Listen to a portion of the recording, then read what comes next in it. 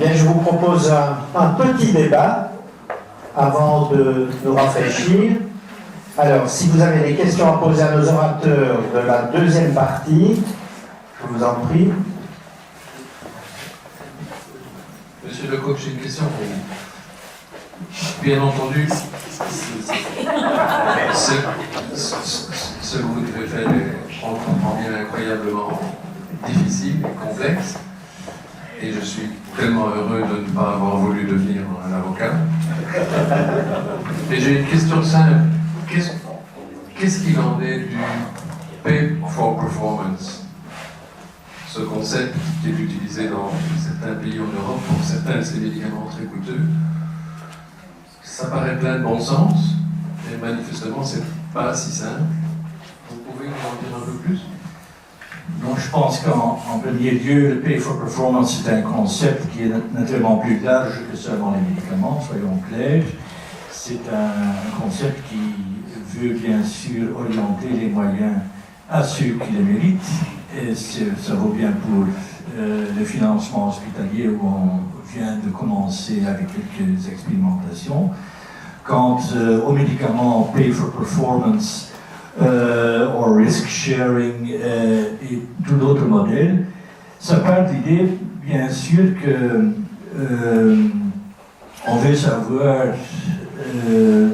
quels sont les résultats en réalité des promesses qui ont été amenées à donner et à rembourser les médicaments.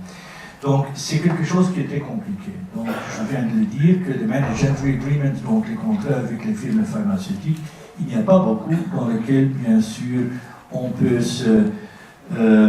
s'orienter dans ce sens. Néanmoins, vu les capacités technologiques, aussi les données qui deviennent disponibles, si on est en mesure d'organiser davantage avec les cliniciens en plus, de clarifier éventuellement aussi sur le plan international ce qui se fait en real life, je pense que c'est bien sûr un atout et une valeur ajoutée énorme.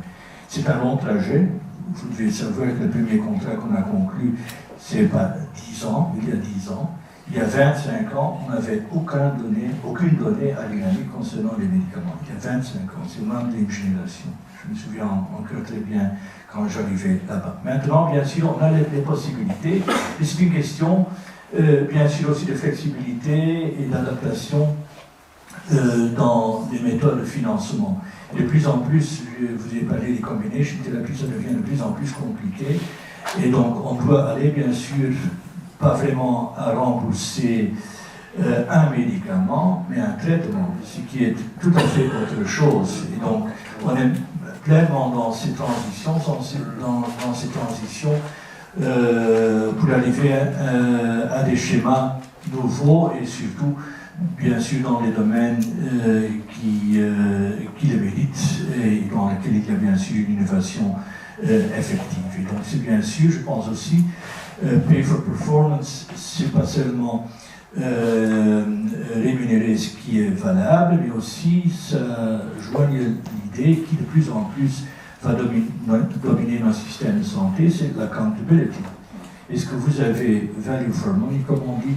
Est-ce que vous avez bien sûr investi d'une manière correcte sur la société aussi qui le demande, et bien sûr la part des administrations et du monde politique, on doit y avoir des réponses, bien sûr pas à nous seuls, mais en concertation avec tous les stakeholders qui sont impliqués. Bien, est-ce qu'il y a d'autres questions? Oui?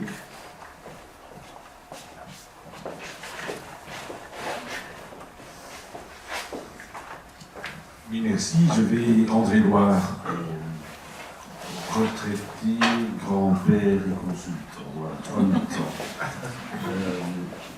Je voudrais revenir au titre de la matinée, à l'accessibilité au traitement oncologique innovant.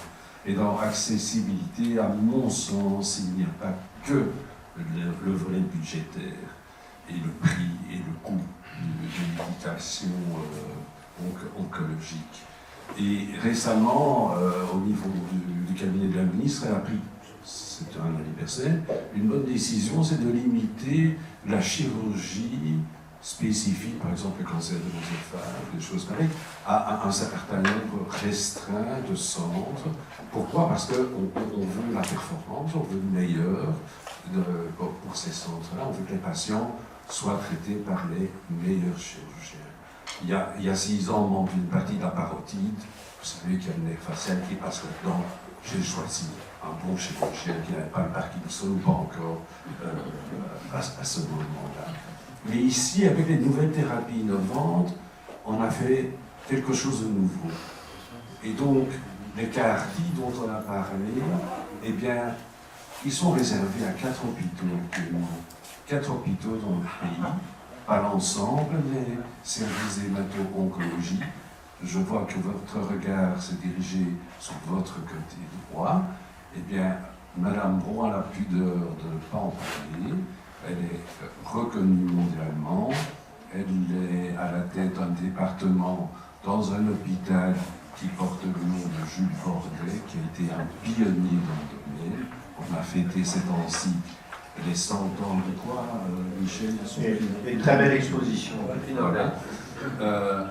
Eh bien, si on veut maintenir l'excellence dans l'ensemble de nos centres hémato-oncologiques, je pose la question: qui a pris la décision de se limiter aux 4 centres dont question, alors que, moi j'aime bien les notices de médicaments, je travaille à l'agence, je note que le médicament en question doit être administré dans un centre qualifié pour l'utilisation des cellules CAR. Alors, la firme en question est venue avec une proposition, ça a été réalisé par, je suppose, la CRM, ou peut-être au-delà de ça, en tout cas c'est dans les critères de remboursement si vous allez dans la nomenclature. Je jette peut-être un papier dans la main. Ici on a fait plus loin, monsieur Debré. On a fait un premier pas vers la limitation de l'accès aux médicaments pour les patients qui souffrent en plus de ça d'un cancer, et en plus de ça d'un cancer rare.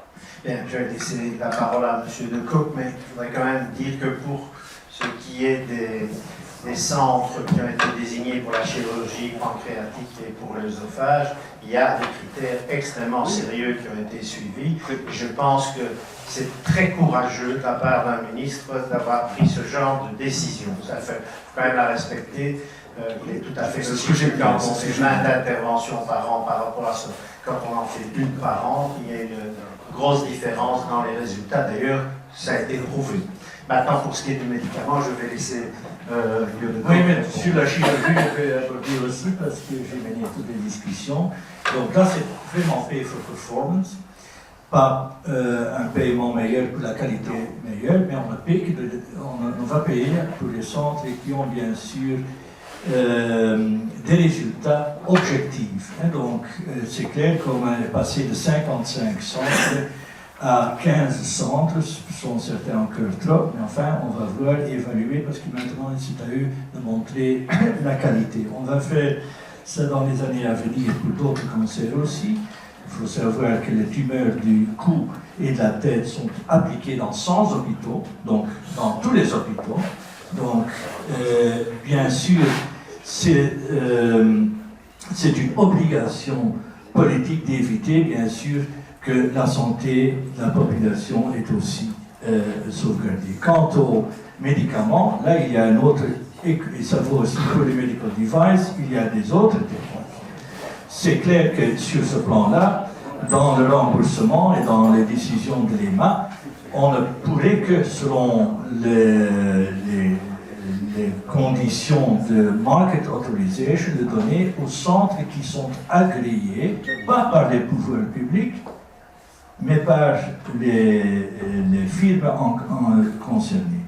Donc là, on a des grands problèmes, parce que ça mérite bien sûr des examens plus profonds. J'ai déjà eu des discussions sur ce plan-là au niveau européen. Je ne pense pas que ça, c'est la bonne méthode, que ce sont les compagnies qui vont bien sûr sélectionner, et je n'ai pas de doute de la qualité des centres, soyons clairs, mais c'est pas la méthode appropriée. Si vous mettez un pavé dans la mer, eh bien c'est la réponse. Oui, je suis tout à fait d'accord avec Fabio. Il faut absolument que les critères soient des critères déterminés par l'autorité publique et pas par des firmes. Mais bon, ce sont des habitudes qui sont prises à l'extérieur et qui ont été imposées à la Belgique. Il faut le savoir. Hein? Bien, je vous propose de terminer ce colloque. Je voudrais remercier l'Académie de nous avoir reçus, la Fondation Médicaments et Sociétés. Je voudrais remercier M. Buchet et son team pour nous avoir accueillis, nous avoir aidés dans l'organisation de ceci. Les membres de la commission qui ont participé à la sélection et à la fabrication de ce programme extrêmement intéressant. Et je voudrais également remercier tous ceux qui ont participé aujourd'hui.